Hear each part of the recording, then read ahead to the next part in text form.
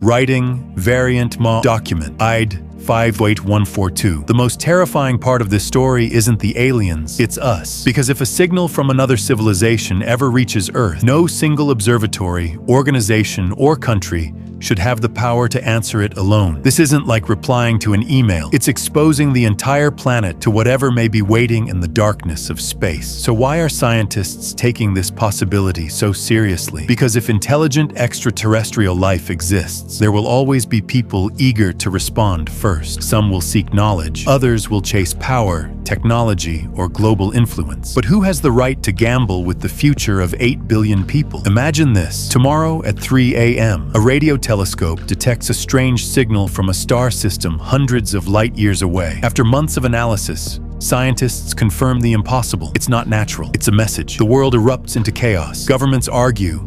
Experts debate. Social media explodes. Some demand an immediate reply. Others warn that silence may be our only protection. Because once we answer, there's no taking it back. The question is simple, but the consequences could last forever. If humanity received a message from the stars tomorrow, would you have the courage to stay silent? Hidden inside the signal are mathematical patterns, repeated sequences, and unmistakable signs of intelligence. The moment scientists around the world confirm that it did not come from nature, but from an extraterrestrial civilization, everything changes. On the surface, people are shocked. News networks run non-stop coverage. Social media explodes. Scientists spend sleepless nights trying to decode the message. But the real danger comes from a different group of people. Their first reaction isn't fear, it's opportunity. What if the signal contains advanced technology? A revolutionary source of energy, the secret to faster-than-light communication, interstellar travel, artificial intelligence far beyond our own, even a way to dramatically extend human life. Suddenly, the signal is no longer just a message, it's power. Because whoever deciphers it first may gain an advantage unlike anything in human history. Whoever makes contact first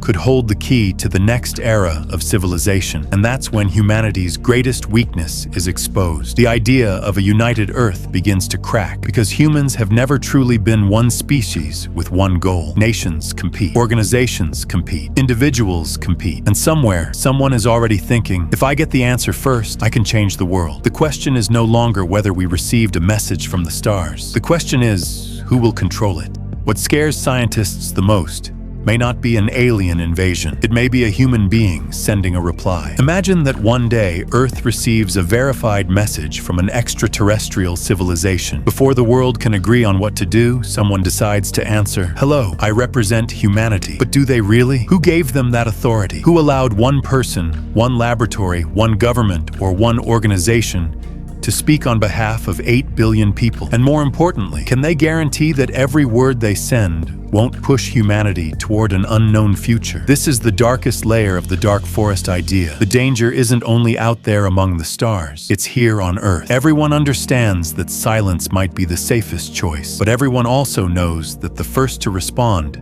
could gain knowledge, technology, influence, or power beyond imagination. That's when suspicion takes over. One research team fears another team will answer first. One nation fears a rival nation will act first. One organization fears being left behind. Soon, nobody is making decisions out of courage. They're making decisions out of fear of what others might do. And that creates the most dangerous situation of all. Everyone publicly says, "Don't reply." But secretly, everyone worries that someone else already has. In the end, humanity's first message to the stars may not be driven by hope, curiosity, or bravery. It may be driven by distrust. And that is exactly how a dark forest begins. The real problem is trust. I don't know if you'll make the first move. You don't know if I will. Even if you promise not to contact an alien civilization, how can I be sure? How do I know you haven't already sent a message in secret? That's how everyone becomes trapped in the worst-case scenario, and the universe offers no undo button. Imagine sending a signal to a civilization 100 light years away. It will travel for a century before it even arrives. By the time humanity changes its mind, the message is already crossing the darkness of space. Governments may change. Alliances may collapse. Entire generations may come and go. Humanity itself may become something completely different. different, but the signal keeps moving. A single message can outlive the society that sent it. That's why contacting an alien civilization isn't just saying hello. It's more like lighting a torch in a dark forest. You may believe you're sending a gesture of peace, but whatever sees that light may not see it the same way. It may see a growing civilization, a source of technology, a source of resources, or a future rival that could one day become a threat. An alien civilization doesn't need to hate us. It doesn't need to be jealous. It doesn't even need a giant invasion fleet heading toward Earth. All it needs to do is make a cold calculation. Will this civilization become a threat in the future? And if the answer is uncertain, the safest choice in a dark forest may be to act before that threat can grow. That's what makes the dark forest idea so disturbing. It doesn't claim that the universe is evil. It asks a much harder question. Would you bet the future of humanity on the assumption that an unknown civilization is kind? This is why many scientists argue that any response to extraterrestrial contact should require global discussion, not a decision made by a single person, nation, or organization, because the consequences would belong to everyone. A child who hasn't been born yet could be affected by that message. An ordinary person who has never looked through a telescope could share the risk. Even someone who knows nothing about space would still live with the outcome. That's why no one has the right to secretly answer the universe on behalf of all humanity. Some decisions are simply too big for any one voice, and this may be the biggest decision our species could ever make. The ironic part is that humanity has already called out into the cosmos. In 1974, the Arecibo message transmitted information about our numbers, DNA, physical appearance, and even the location of our solar system into deep space. At the time, many people saw it as a beautiful symbol of human curiosity, a moment when humanity looked at the stars and said, "Hello, we are here." But from the perspective of the dark forest, that same message sounds very different. Here is a young civilization. Here are its coordinates. Of course, the universe is enormous. The signal weakens over distance, and no one knows if anyone will ever receive it. But the real question was never whether that one message was dangerous. The real question is, who has the right to send the next one? Scientists?